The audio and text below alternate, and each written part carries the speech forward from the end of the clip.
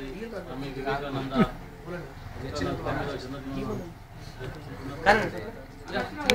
ముందుగా అందరికీ నేను క్షమాపణ కోరుతున్నా. నా గురించి కొద్దిగా లేట్ అయింది.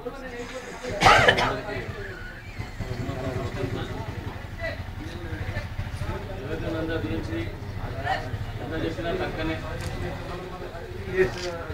ఈ కార్యక్రమంలో అందరం పాల్గొంటున్నాం. పాల్గొనడు వేరు, నడవడం వేరు, చేయడం వేరు. ఈరోజు మనము సూక్తులో ఆయన యొక్క సందేశము చదివితే, బలహీనుడు నేను బలహీనుడు అని అనుకుంటే మనం బలహీనుడుగానే ఉంటాం, నేను బలవంతుడని అనుకుంటే బలవంతుడుగానే ఉంటాము అన్న ఒక్క సూక్తితోని మనం ఎంతో మన జీవితంలో శిఖర అగ్రాలు కూడా మనం చేరవచ్చు.